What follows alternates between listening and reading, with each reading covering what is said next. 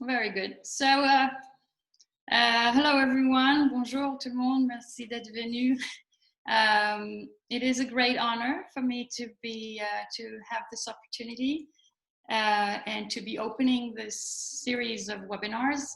And I really want to have the opportunity to thank the CNDT and Amy for organizing this very creative way of us to be meeting with each other and collaborating and thinking together despite the limitations of these times. So just before, as it is for me as well, the first time I'm presenting online, and it's all very new and exciting, but also awkward in a way. I just want to, before going into the presentation itself, touch a few points concerning the online performance, the online platform of communication. As we're going to be talking about communication and connectedness, we have to look into this new way of connecting and communicating with each other. So just the first point would be for me the question of the positioning of the camera. Sorry about that. This is a question I was experimenting with quite a lot the last week, and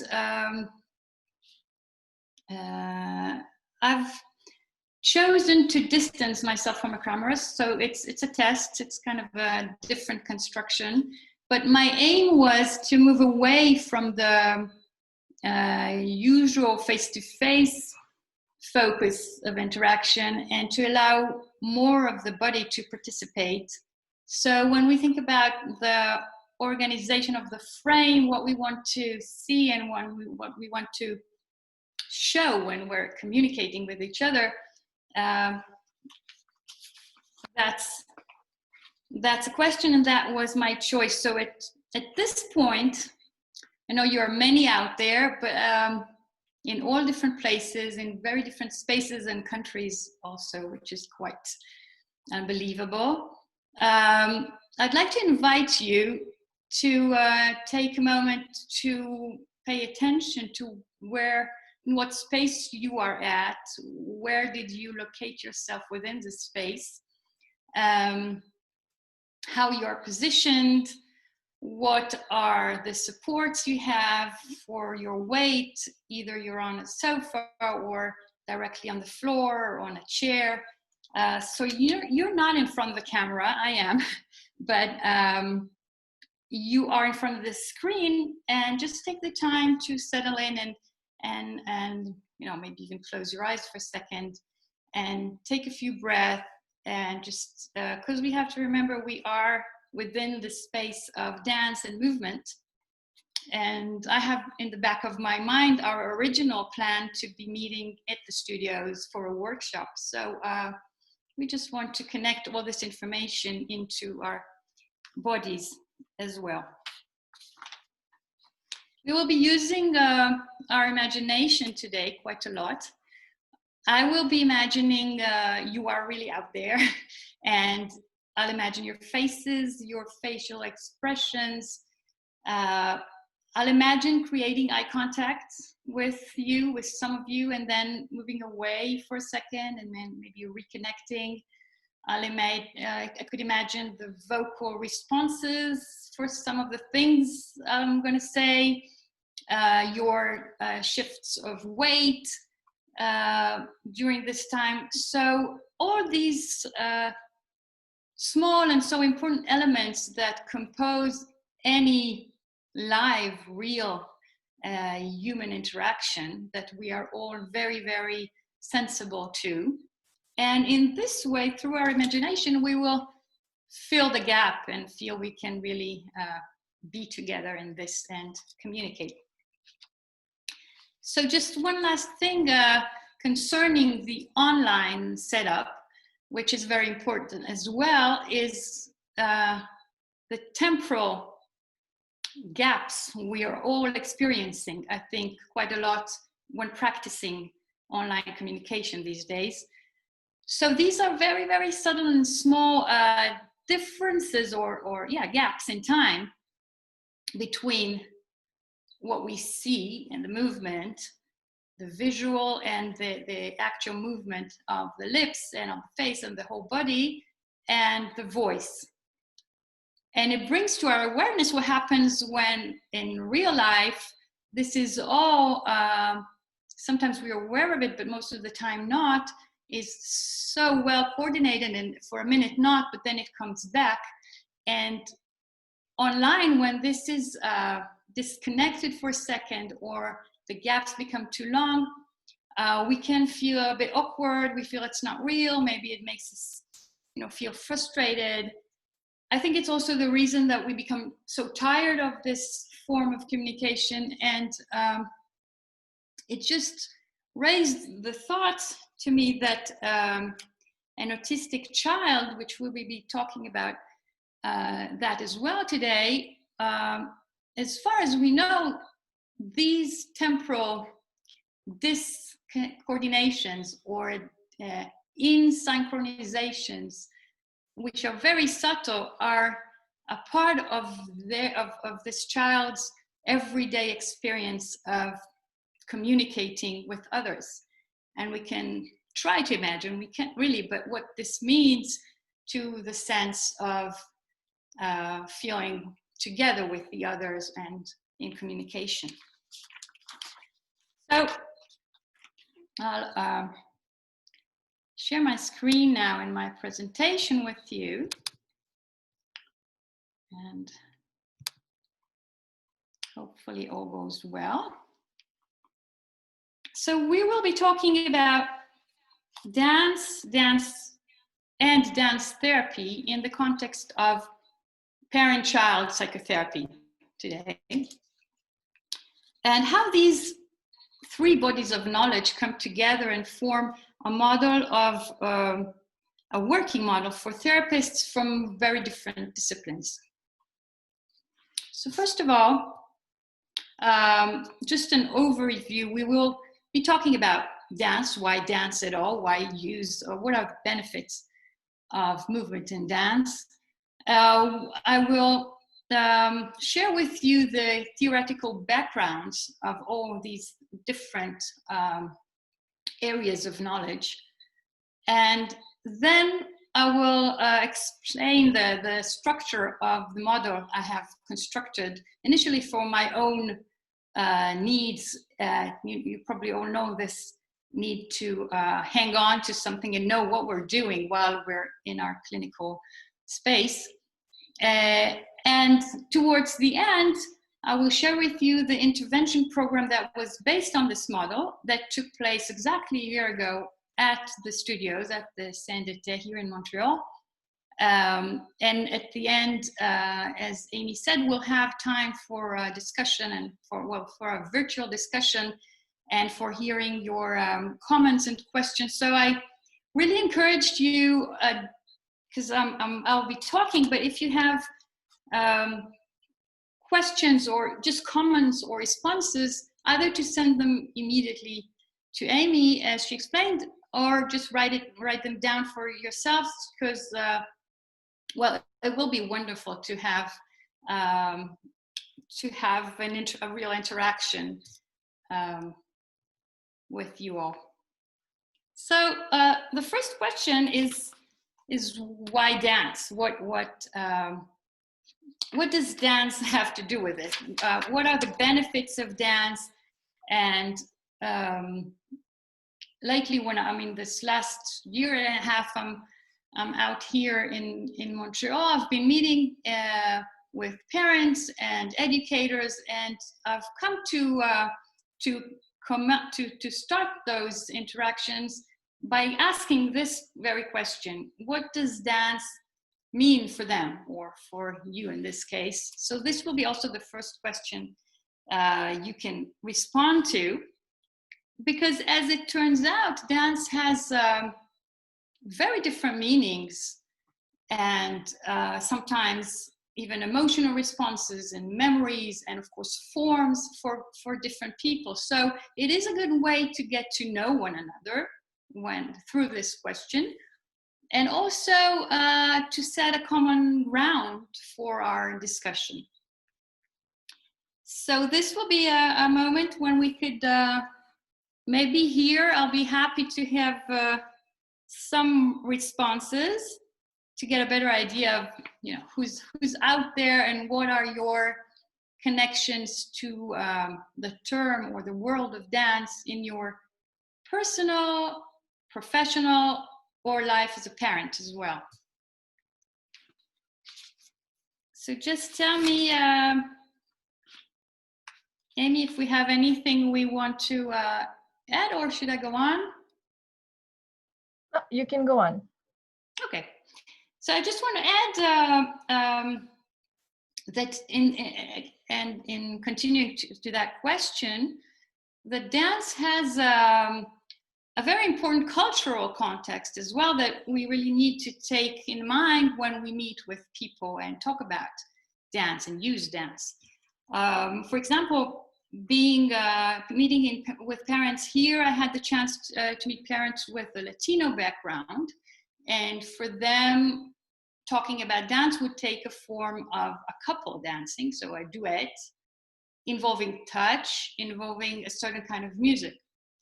Or in another case, indigenous background families who would share with us or talk about the role of dance in their community, which would take a form of a circle. So dancing within a group, etc. And you can think about, of course, any culture within which you're working. And I think it's true to say that every human culture has some form of dance within it, because humans have always danced in some way or another. So the second question would be, what would dancing with a child mean? Either with your own child or dancing with someone else's child. Why do we dance together with a child if we do? And what do we benefit from it, or what can we use it for? So then again, we threw this question out to you. So if there are any responses, I'll just take a second to hear if you have anything to share. But now I have this problem here. Wait. So the survey is running. I see the main answer is having fun together and letting go. Mm-hmm. Followed by calming down or putting the child to sleep, equal with understanding each other without words. Thank you, that's great. Well, that's exactly it. I just have to put it away here. Okay.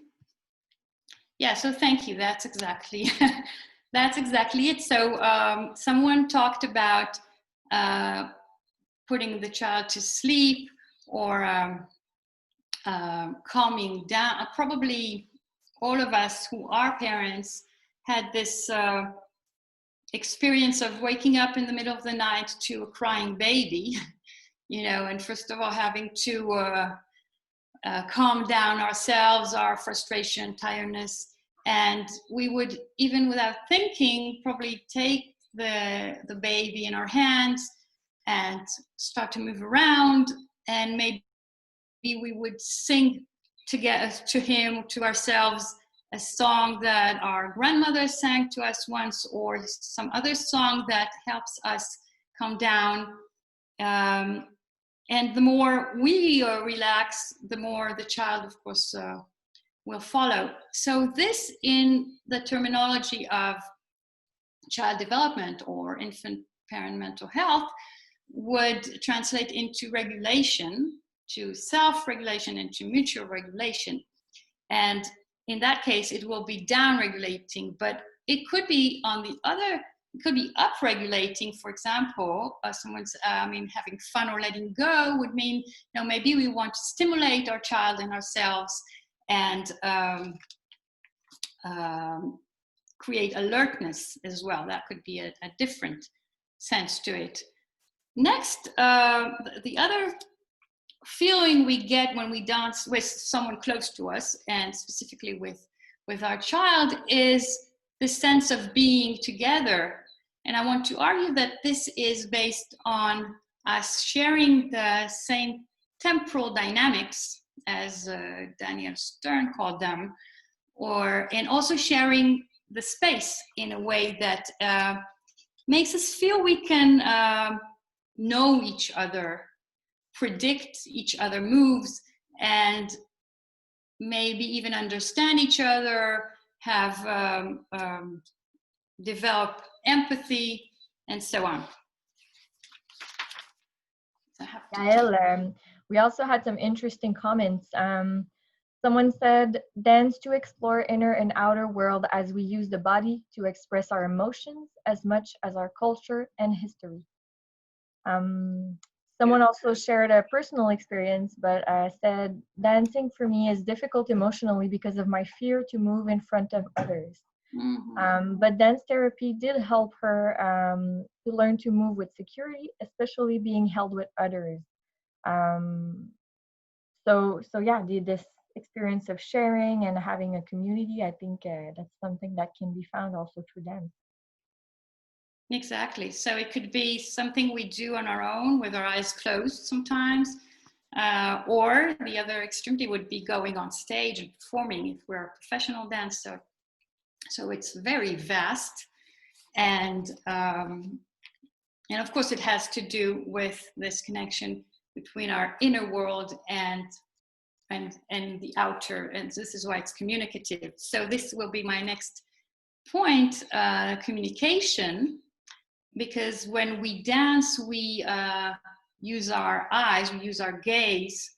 For a second, we can look each other in the eye or create eye contact, and then disconnect, and then reconnect, which is actually our most fundamental movement of going towards the outer world and away from. And this would be the very primary movement we all have, maybe from the minute we are born. We use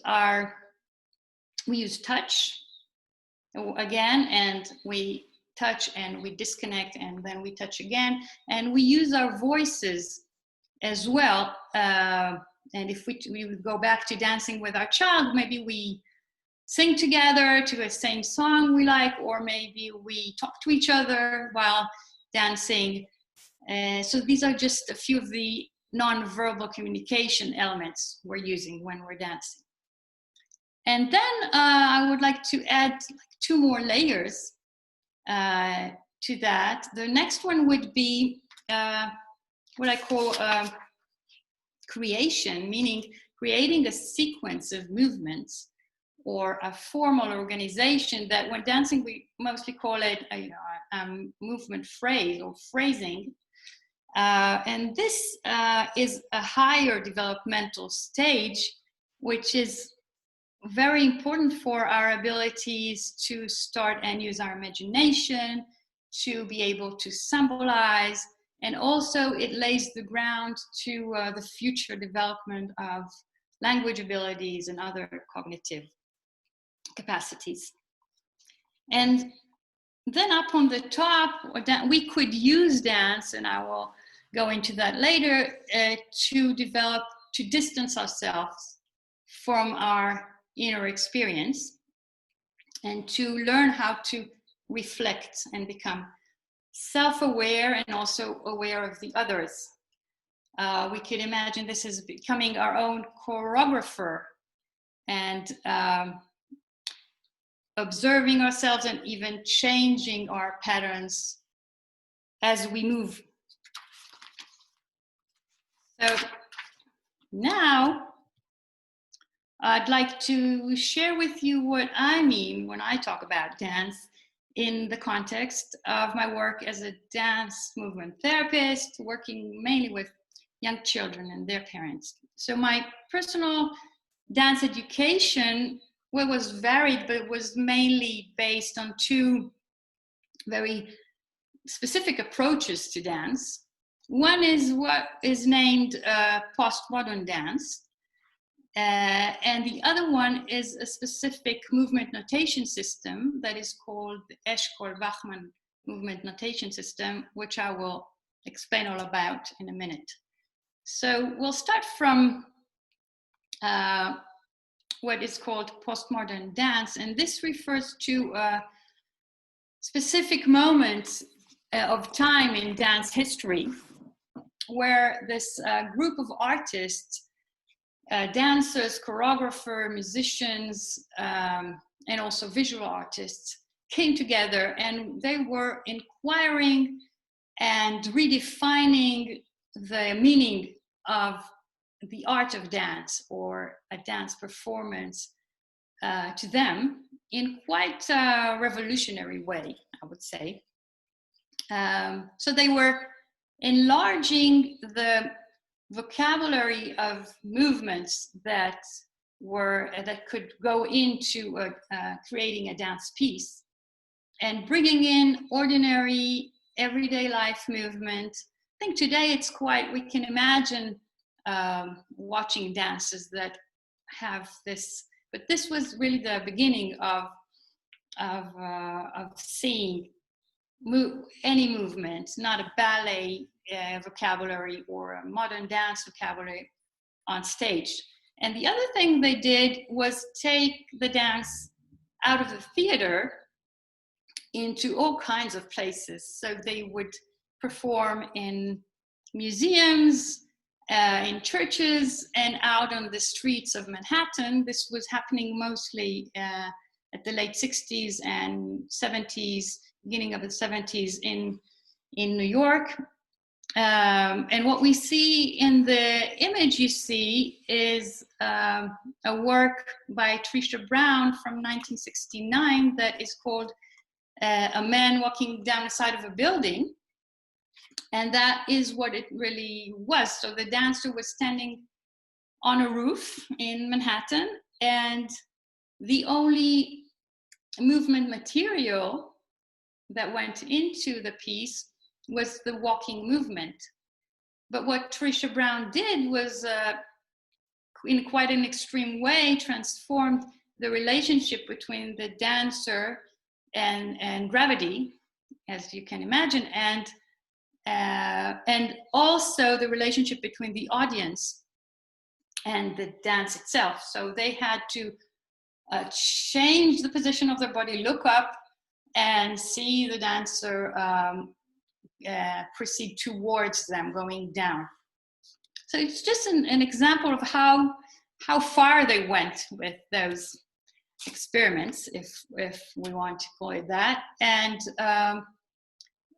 there is a very big list of people concerned with this group. I just want to mention a few that more directly influenced the way I observe dance and think about dance in my work, but also in other contexts. So the first one would be Steve Paxton, who's the author of Contact Improvisation, which is probably something some of you know and practice or practiced in the past. But other than that, he still is inquiring throughout his career the relationship of the human body to gravity. Just want to add, entre parenthèses, that I found a few months ago a very small book by him that I think is quite recent, for maybe a year ago, that is called Gravity, just like that. Some of his notes, if anyone is interested in this, I loved it. Lisa Nelson was his partner at the time, and she was deeply interested, still is, in the role of the senses in creating a dance performance, in the perception of a dance performance. And more specifically, she was inquiring vision and the eyes. Julian Hamilton, working and researching space and time relations when creating an improvisational composition or choreography. And finally, Anna Halprin, which is actually one of the first pioneers of this movement within dance, that has, at the second part of her career, exercised dance as a social, political also, and as a healing process. So it relates to our work. As I've mentioned, the second part, or an important part of my dance education, was the movement notation system created by Noah Eshkol, who was a choreographer, and Avram Wachman, who was an architect. And their collaboration created a system that is very abstract and architectural in its thinking. It is different in many ways than the Laba notation that probably many of you know, heard about, or even practiced. And it's, although I'm not using it as it is, but it informed the way I'm observing movement and dance. So that being said, these approaches to dance have shaped my work as a dance therapist, working at that time with young autistic children and their parents, following a dyadic psychotherapy model that is called the Haifa dyadic therapy model, and which is a specific way to work, or a parent-child model that has its characteristics. And I was then being so in this constellation, in the room, in the studio, being with a child, a parent, and myself, so three of us together, playing or dancing together. And I realized I was observing those dyadic and triadic interactions with all this information in mind, all that I've mentioned, looking at them as if they were a dance. So this is what I'd like us to do now together. We will watch 2 short videos together of a parent and a baby playing together. This is an everyday situation, a normal situation of a parent and a child playing freely on the floor. It's not a clinical situation, but I'd like you to try and observe what you're seeing in terms of the temporal and spatial coordinations between the two. And let's do that. The first video is myself and my younger child. We'll talk about, you'll have a question sent to you, but I'll show the one video and then the next one, and then maybe we'll hear your responses. So just let me take this away. I hope this is working.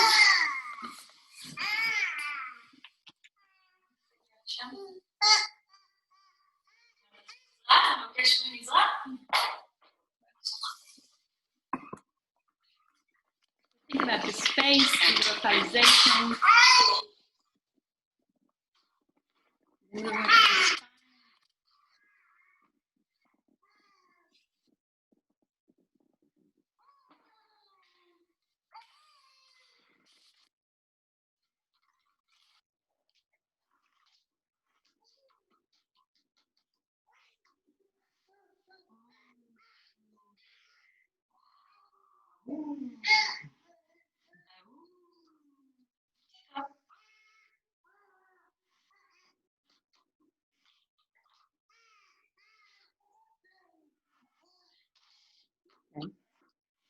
So the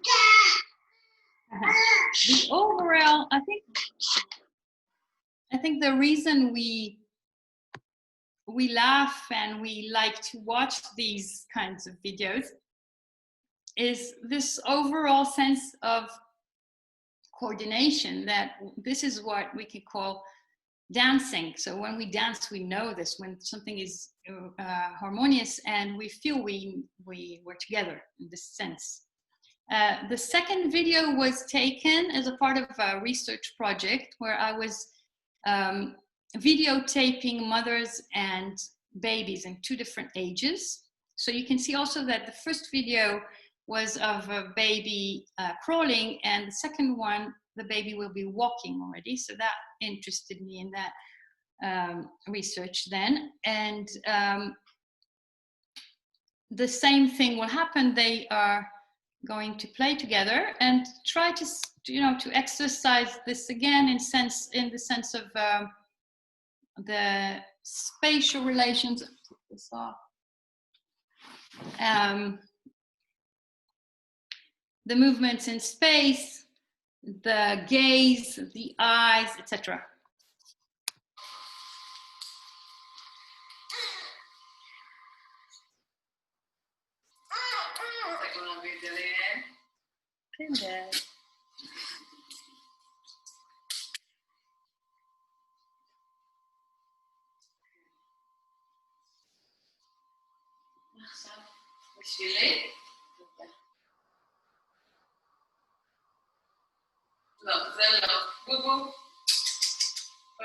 So the baby's going away, further away and back and forth to the mother. What's that? Think about the rhythms.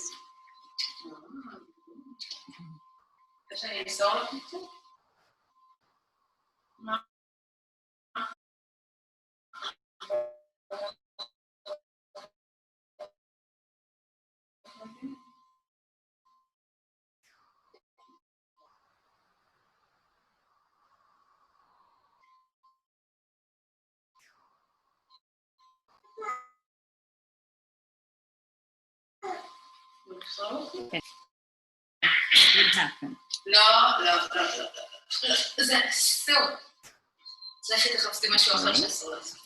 Okay, so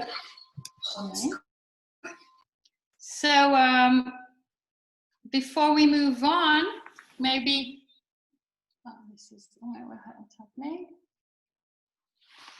maybe we have some comments here. Just let me know. And well, from the survey, I see that it was multiple answers. So a lot of, it's quite equal actually, but a lot of people answered the child is moving towards and away from the mother. The child is moving and waiting for the mother to respond. And then the 3 other answers are pretty much equal. So I guess that means that all of these answers are good in some way. But maybe you can. Yeah, there's no right and wrong. It's just pointing out what we can. Yeah, now I see that. Okay, so wait, I just want to close this. Yeah. Okay. Right. So let's continue. So actually, we were going through some theoretical background, looking at dance and dance therapy. We didn't talk so much about that, but these foundations have led me to construct a working model, as I've mentioned, for the objective of creating clinical interventions for different situations. So it is I'd like to call it a relational dance therapy model, because it's first of all relational, assuming that we can't observe the child or the parent apart. Or if we want to quote Winnicott's very famous saying, there's no such thing as a baby, there's only a baby with someone. So of course, that's like the most basic assumption. And in terms of movement, we want to look at the movements, the relational movements, and not analyzing each one's movement. It is an interdisciplinary model in the sense that it is integrating knowledge from dance therapy, infant parent mental health, or child developmental research. It is a developmental model in being and assuming that the layers rely one on top of the other. It is also a model looking at intermodal communication. This is again a term by Stern, meaning that voice and head movements and gaze are all relying on the same temporal dynamics, and this is why they are interconnected. And one last thing, it is a model interested in observing the body as a whole. So assuming that not only the face and the eyes and the hands are expressional, but the bodily movement is in itself expressive and communicative, as we've said before. So the objectives of this model are being that are expanding the awareness and sensibility to these implicit movement relations within any interaction, and also promoting the accessibility of relational movement-based interventions for anyone working with young children and their parents.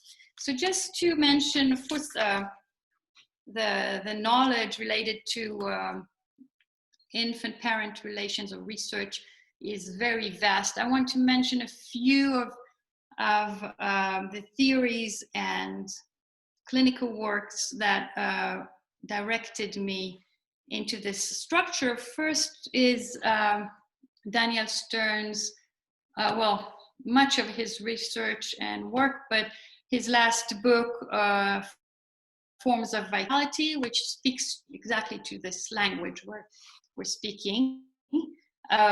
Beatrice Beebe's work with video microanalysis in this way, looking at videos and analyzing movement in that way.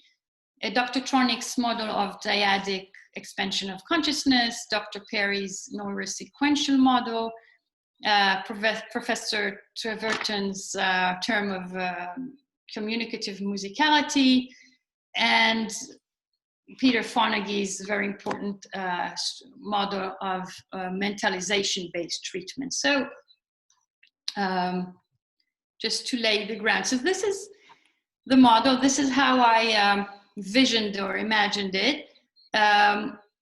It is, as I said, it's a bottom to top model. So starting at the bottom, let's try to walk it through.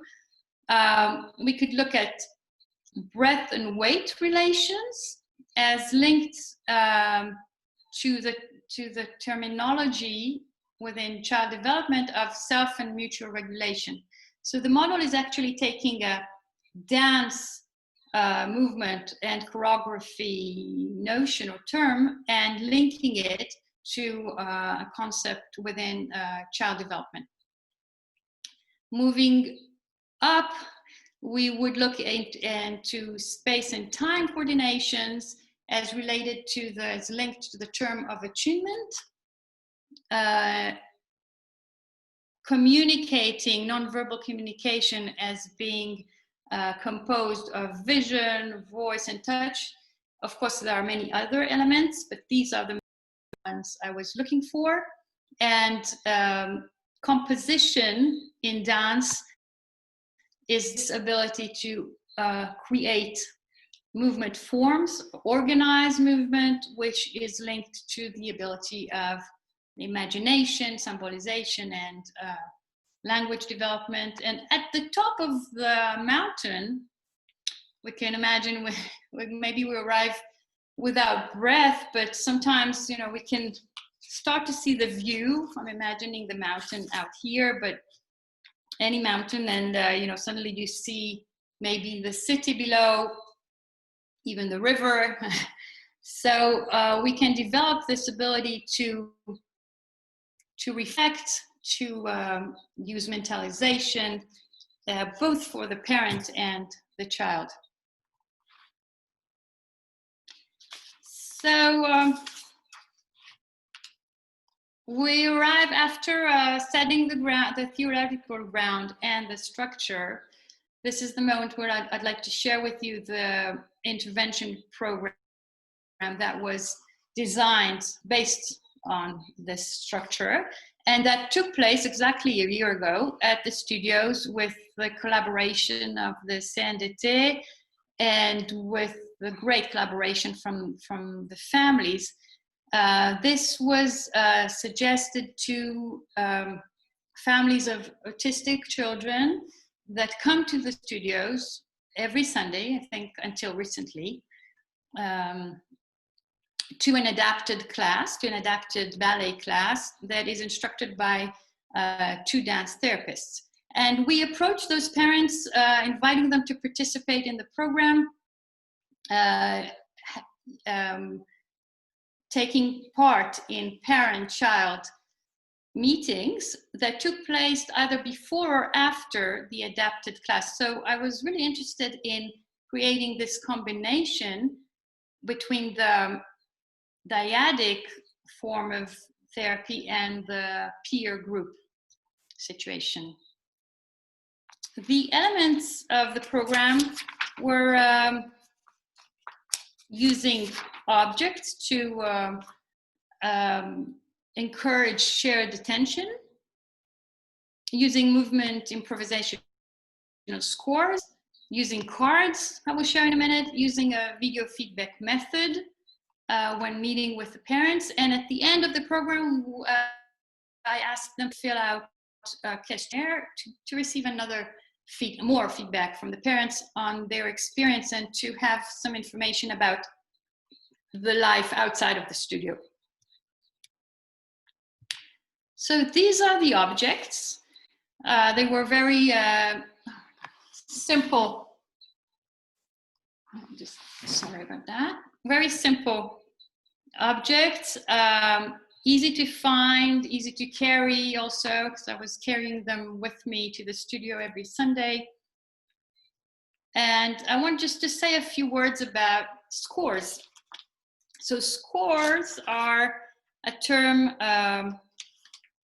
used in music, of course, and in other arts. And in the context of improvisational dance, a score is a set of rules that we can imagine directs the dance in an indirect way, if I could say that. So it's not the text itself, it's a rule that informs the quality or the movement that will become as a result. We could think of what's going on right now on the streets. So it's like we have this global score. All of us know that when we go out, we have to keep a 2 meters distance from one another if we don't live in the same house. So we walk around and we see someone walking towards us, so we move away, and then someone else is, and so we transition ourselves because we all share this. We all know that there is this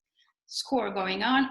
I just want to quote Meg Stewart, who's a choreographer, that when she was asked about what is a score for her, she said, a choreographic idea works for me if I can hook on to a physical task that has different layers of meanings. So let's look at a score from the studio, just to understand what it is. This is a very simple and lovely score called Always in the Air. The object or prop in this case would be the balloon.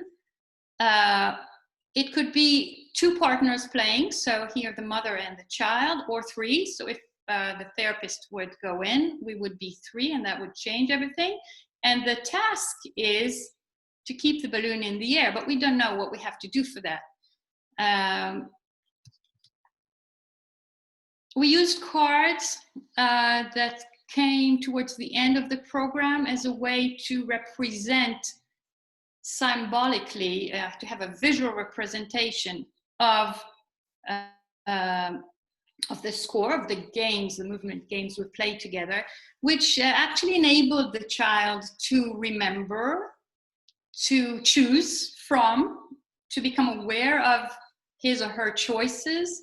And miraculously, also, the cards helped these children accept more easily the choices of others. So if it was here, the child choosing a card, and later on the parent could choose a card, and then maybe the therapist, and he would know that, you know, later on he would choose again. And one last thing that was really important is the cards enable us to create a sequence of cards, so organized the session, the meeting in time, and help the child predict what was coming up next, which we know is extremely important. So this is how the cards look today. And this is another example of a score or of a card we used towards the end of the session that was called the Drawing Conclusions, in which the instruction was to draw each one separately and not interfere with each other. And just after we ended, we would discuss and talk about our drawings. And in this case, this is a 4-year-old girl. And she said, this girl is very angry. Her head is on fire. So just, you can imagine this would allow us to have another layer of meaning and verbal discussion on our shared experiences. Yael, so some people were asking if they could see the card again. All right. And we also have a question about, are these cards available anywhere? So not yet. They are in a trial mode, and I'm presently working on a newer edition, which will be available eventually. So we'll let you know. Thank you. Okay, so I'm watching the time frame. So I want us just to have, before we open up, an opportunity to watch 2 small videos from the studio itself. And in this occasion, I just want to thank very much. There was one family that was comfortable with presenting those videos, so this is why I can share them with you. And in this case, this is a score of a space game. We called it Moving Around. And let's just watch it for a second and see.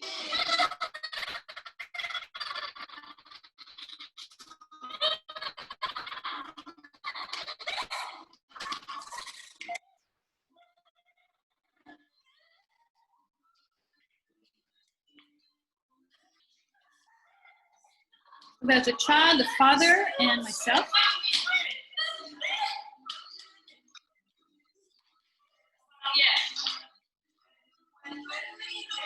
And so, learning to direct, we learn to direct to understand the space relations. I want to just add that in this case, now I am giving the instruction, but later on in the video itself also, the parent will be giving the instructions, and also the child could direct the situation. It's not easy to understand what does it mean to traverse entre deux, to run between two. But finally, we can do that.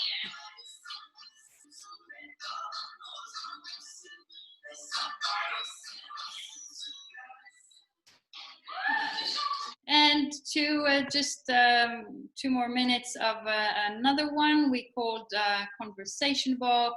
The instruction was to throw the ball, to catch it, and throw a word at the same time. So very simple games, but not very easy to perform. And also just the physical task of catching a ball and throwing it in the direction you want could be a task in itself. as you can see. Where do you want to sit? Right here.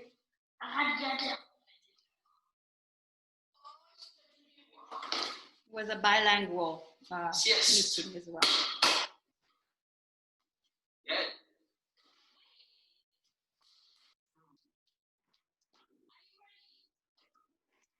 No.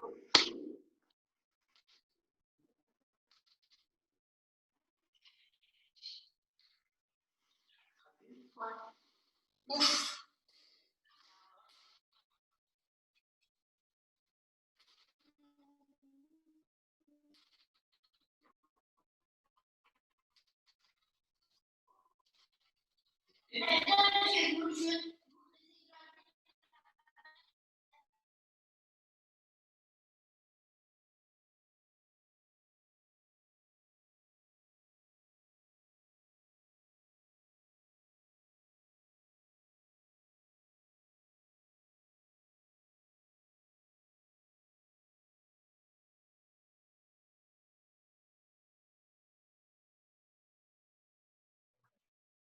Oh, Yael, I'm afraid we can't hear you or see the video anymore.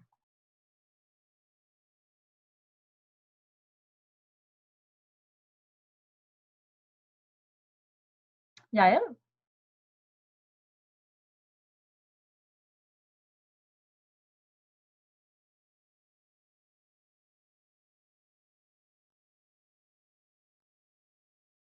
Can you try talking for a minute?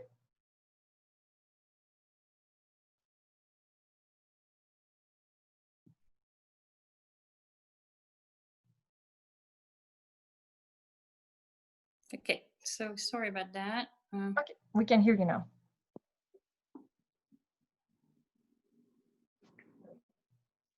Okay. Yeah, I can hear you, but your screen is not sharing anymore. Yeah, I had a, wait, just a second, sorry. It's okay. Where is the gallery? I can't.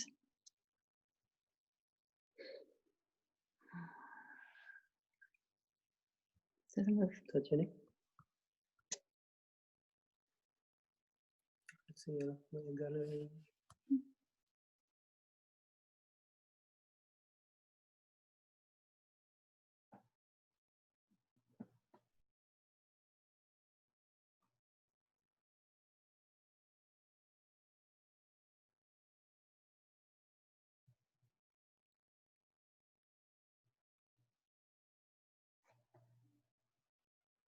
Do you want me to share the presentation from my computer?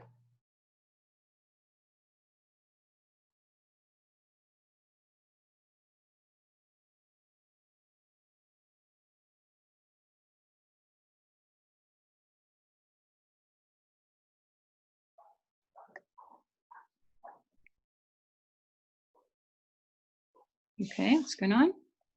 Is this working? Yeah, I can hear you. Yeah, sorry about that. Something happened, but I can't see you or anyone. So let's see what's happening. It's okay. Something that happens when we do online presentations. Yes, as we said. Okay, but I'm here. Sorry about the disconnection. So this is our time for, it was exactly at the end, so we could look into any questions anybody has, or maybe also hear people's voices when they ask the questions. Maybe some of them could. Yeah, well, actually, we already have a couple of questions. So about that video you showed, someone asked, in the ball game, is the quality of the throwing, do you know if the quality of the throwing is contingent to the word that was used? I don't think so. I think these are two different levels. So one is what you might call motorical capacities of this child. Okay, maybe this enable, you know. So I think well, as you can see, has a difficulty in throwing and catching a ball, which is in itself an important thing to do. There was one other boy that, when we did that, told his mother the same night or something, and then she told me that actually it really disturbs him that in class, in school, he can't catch and throw a ball.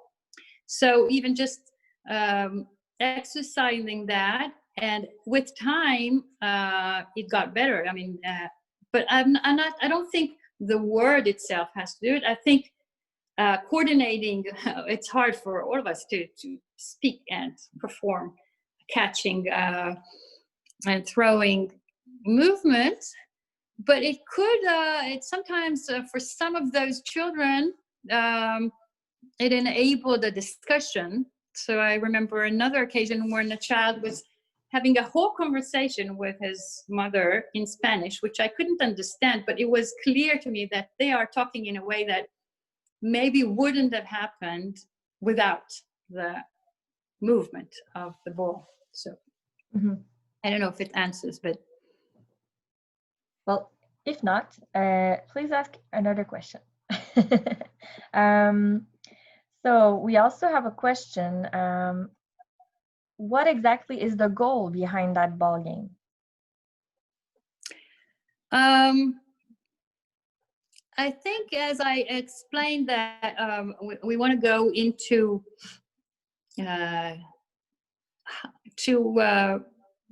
communication in all kinds of ways. So combining or coordinating the movement of directing our attention to someone, because the whole thing, throwing a balloon at someone could be very, very simple to some children, but it demands to direct your intention and your movement towards what maybe again Stern would call directionality, and that is a big thing in its own. So when you direct your body and your word in the same time, it enabled the child to be in a very specific quality of interaction. This is what I was seeing. So it just opened up another direction for. So I could also say that being in direct communication, like I'm doing now, talking directly to the camera, sometimes is very hard. So some for all of us maybe, but for autistic children, for example. So having an indirect, so doing something else in the same time, could enable another form of conversation. Yeah, it's encouraging different ways, and also to adapt this model to different children, because also not. So one question was, with ASD kids, how would you adapt that conversation ball? Well, in this case, it was this little boy is autistic, but even then, I know that not all autistic children are the same, even there. No, and of course, and these children, as you know, are what we sometimes call high functioning. So they have language, and they talk. So we could do that in other cases, but also with different ages. So not only, we can think about autistic children with more difficulties in language, but also at a different age, we might not use that one. We use something else. So this ball exercise is getting a lot of questions. In the ball game, how do you encourage continued participation when it's not going so well? How do you deal with moments of frustration that might be expressed by the child?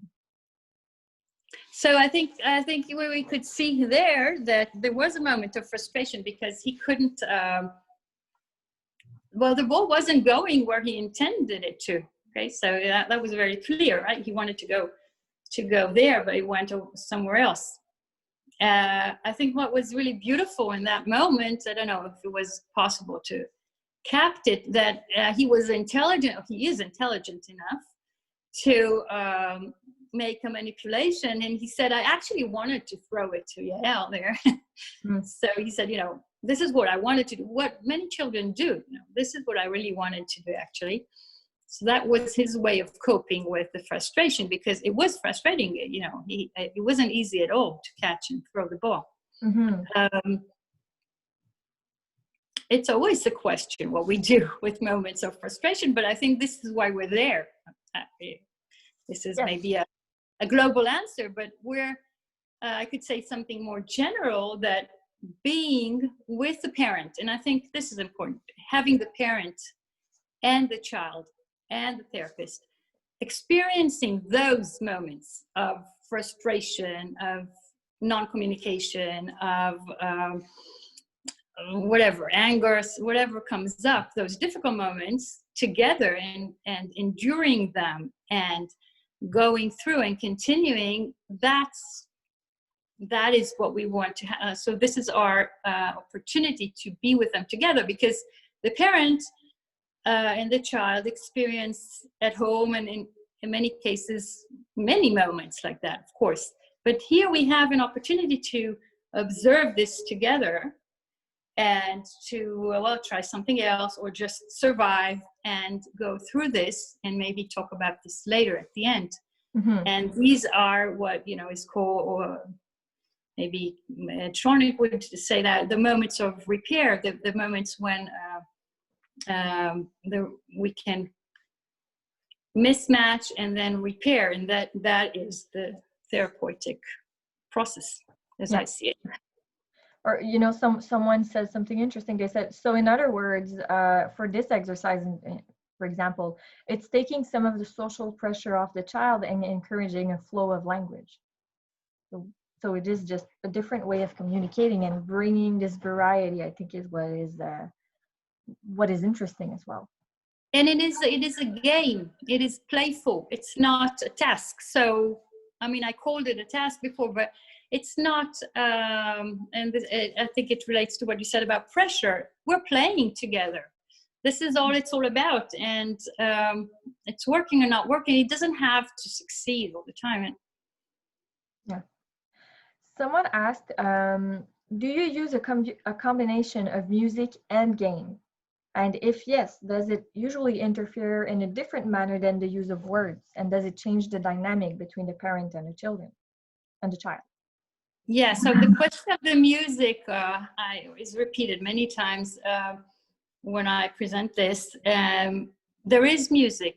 And also it was, I mean, the parents of this program also gave a lot of feedback as to the music I was using and not using, because, you know, well, some of these children are very sensitive to, you know, auditory sensitive as well. So there was a child, not this one, another one, who would sometimes say, stop the music, you know, and his mother was so used to that, and she would, you know, I think her most important experience, maybe the whole program, was that we didn't stop the music. So she said, you know, this is what I'm used to do all the time, you know, adapting to his difficulties. And in this case, we could, you know, maybe stop it and then put it again. And after a while, it was okay for him, even nice. And then we could, you know, discuss it. But it wasn't immediately had to be adapted to his needs or difficulties, which for her was really relaxing, and giving a sense that it is possible in other cases for him to endure, because we can't adapt the world the whole time to any child's need. But of course, in this case, when the children are so sensitive, how do we deal with that? I think it relates to the question of frustration as well. Yeah. Well, the music is one of the tools in your toolbox. Yes, it is. I didn't talk so much about it, and it's not very formulated maybe, but I can just say that it is music that is somehow creating a background or quality of presence. So it often doesn't have many words, or so it's more sound. Mm-hmm. And it has to be accompanying what we're doing, but not apart from very specific situation when I want it to be more rhythmic and giving them more directions. Normally it's on the background and it's allowing I think some kind of holding environment. Yeah. See, about that also, someone asked if you can talk a little bit about how you use some other objects. So we talked a lot about the balloon, the music, but are there some other objects that you use when you're doing therapy? She gave the example of a mask, but I don't know if you also have some accessories. But I guess now I would, if I would work now, I would for sure use a mask. Yeah. As a way to to look at it and to help children. Well, that's another discussion, but help children adapt to the new situation. But I do use not a mask, but a blindfold. A very simple. I think it's there in the pictures, but just a blindfold you get in an airplane. When we used to fly on airplanes, so we take. And we did many things for the vision. So this child we were seeing actually is a very visual sensitive child. And the fact that we were using the blindfold was really interesting for him. So he could kind of shut away the visual and become more open to the other senses. We were playing hide and seek with the blindfold. Many balls. I used many balls in this case, small balls, tennis balls. There's a lot of sensory aspects you can get through balls as well, depending on their texture, if they have spots. Exactly. So they were used, if I go back to those layers of development that came through the whole program, but within each session in itself, we touched all of the layers. So we could use a ball for regulation, so for massaging our feet, or in that sense, or we use the balloons for breathing, for just breathing in and out, all kinds of so this is about regulation. And later on we could use the balloon or the ball to a higher level of interaction. So a balloon, of course, helps us, connect. We move the balloon from one to another. Using also a physio ball, not any, like a bigger ball. Like the yoga balls? Yeah, or Pilates, or how it's called. To learn to roll, how do you say that? Yeah, to roll. Forward and backwards, and then up. So this could be again for myself with a parent. So the parent could roll his child on a bigger ball, for example, and then later on we could pass the ball between us, so it can become more of an interaction. I saw a very interesting question. Someone asked, is there a notion of aesthetics when you do dance therapy with children? Which I think is very interesting. Also, you talked about your inspirations with postmodern dance earlier. So what can you say about that? Definitely. I think when I explain that I want to observe the movement as a dance, it's definitely involving the aesthetics of of course the visual is very important, but also those coordinations, they have an aesthetics to them. So I also want to encourage the parent and the child, and of course other therapists, to become aware or sensible to these aesthetics. As when we see a dance on stage, if it's ballet or if it's postmodern dance, like whatever, we develop the eye, this ability to observe those forms of coordination. I don't have another word for that. I think this is what dance is all about. So those moments when things happen and say, wow, this is beautiful. It's because and sometimes we cannot choreograph this and it's just happening because and I think this is important. It is happening because there is a quality of attention that we are encouraging. And we can't have it the whole time. We can't directly create this form of attentiveness. But this is what we're interested in when we dance, and also when we invite a child and a parent or any other client in a therapeutic context. What we're really interested, I think, in any constellation of therapy, is to create the right environment for this quality of presence and of attentiveness. And when this is there, those beautiful things happen.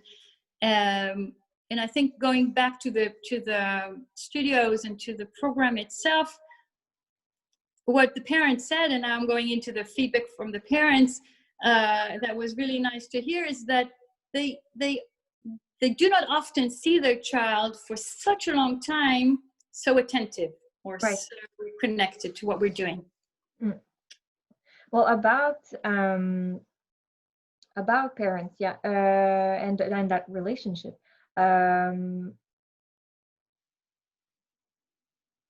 So someone asked, actually there's a lot of questions still. It's good. So I mean, people are interested. How do you define with the parent, how do you define the plan for the therapy? Do you define one, or do you take the time to get to know each other? Like, how do you structure that when you're building a program with the parent? Is there a program? So that's a good question. I think in most cases, before creating this program, which was I would often leave. We'll have those tools available and have the child and sometimes the parent and then myself when needed, but mainly the child leads what's happening and where are we going. In this case, there was a specific need, and I think it has importance as well. Sometimes it was more programmed than my usual or my past clinical work. Yeah, because you were also working with participants from an already existing program. So I guess exactly, because they were there already, and they also the parents expressed a wish for it to be very clear. Yeah. And so and I didn't say, but it had a very clear. So this was a 10 to 12 meetings program. So it had a beginning and an end, which was totally correlated to the adapted class as well. So the answer is this was much more programmed than my usual way of working, but it was like a score, if you want. I go back to the score. So I would write in advance, like the plan for the meeting as a score, and then bring it with me. And of course, other things happened.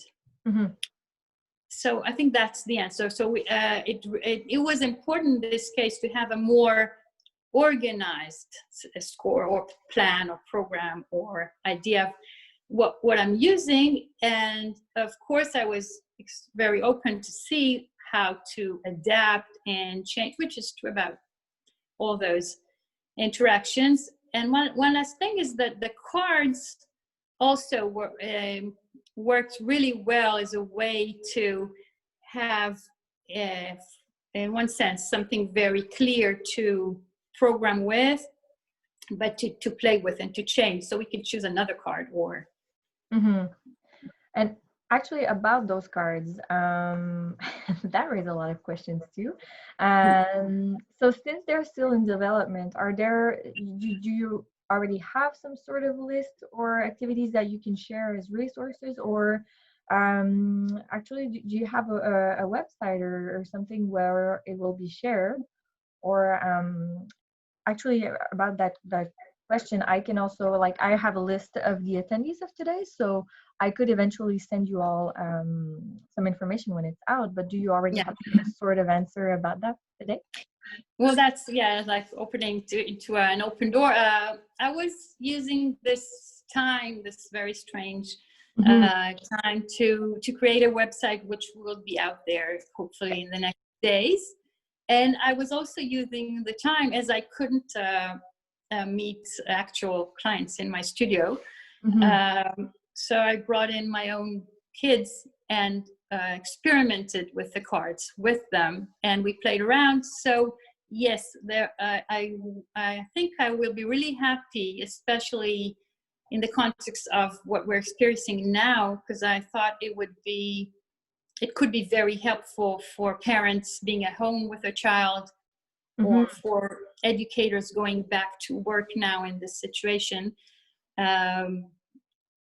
So it is in development. It's kind of almost there, and I will share it through you happily with anyone interested.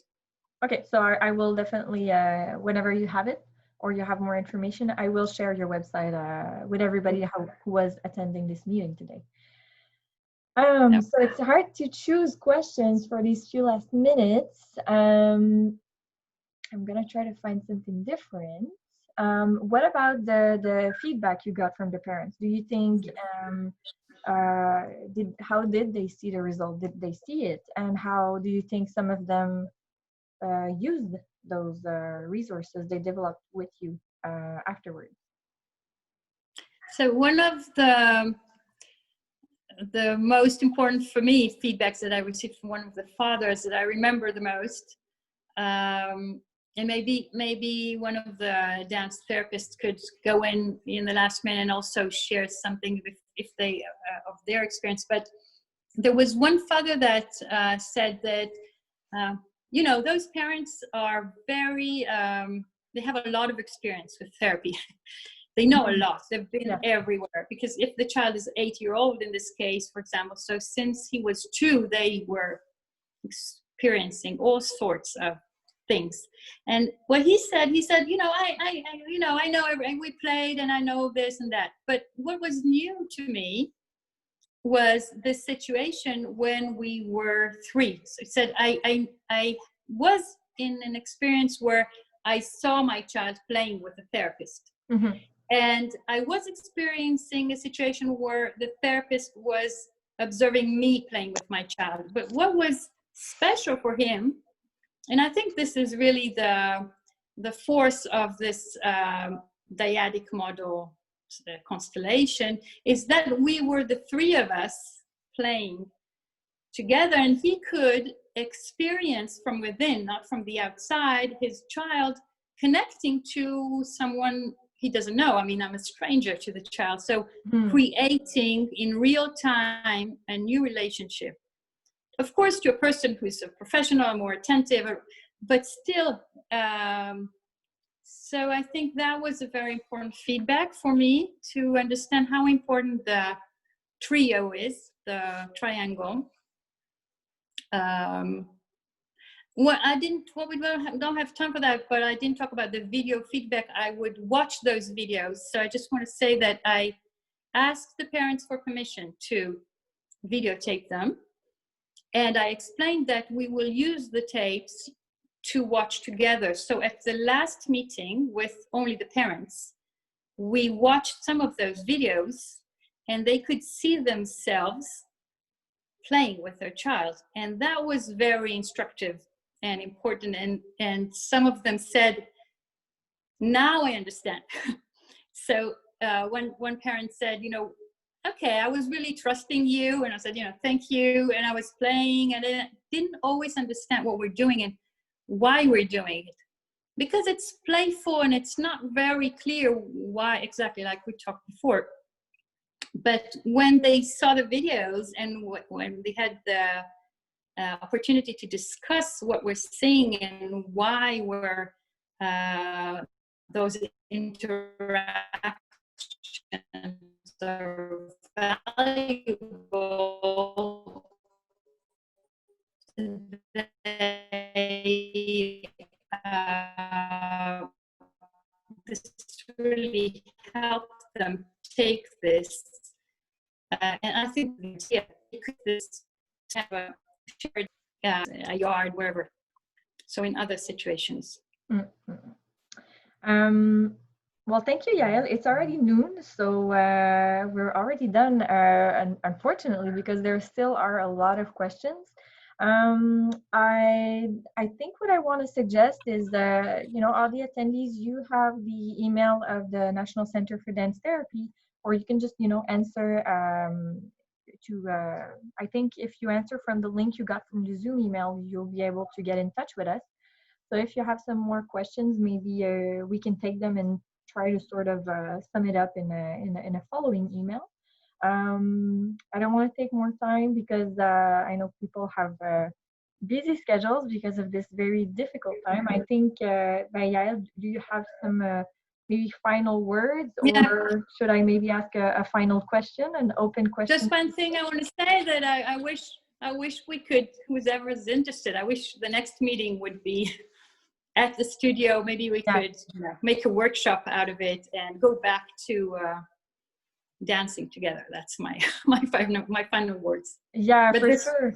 This is very so of course I'm glad we could have you even in this format, but of course, we're talking about dance, it's movement. It would be definitely very different if we did it in person. Hopefully we can do it. Maybe we can arrange something, I don't know when, eventually. Whenever. And we can keep this conversation flowing. I don't know, maybe if I can ask an open question to finish, but in terms of, because I see it's something that came up a lot in the questions as well. Do you think this will be different?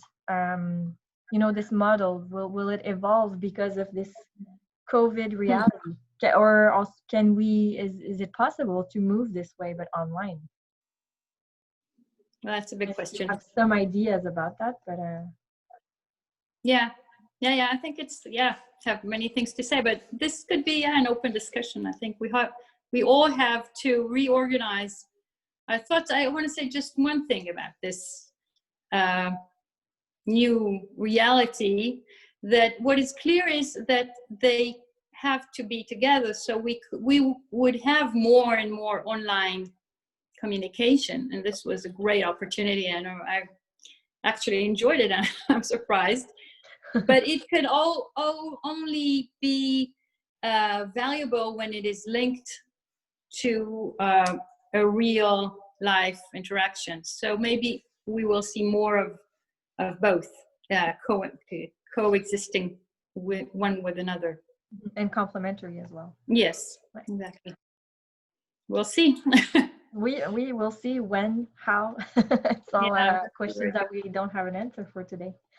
So, well, thank you very much, Yael, for sharing this. I see that it could have lasted much longer. I think it was very appreciated. A lot of people are saying thank you for sharing this with us. And thank you also for I think we were up to 130 at some point. So thank you for everybody for being here, and please be in touch with us. We'll be glad to continue the discussion in some different way. Thank you so much. Bye, everybody. See you out there.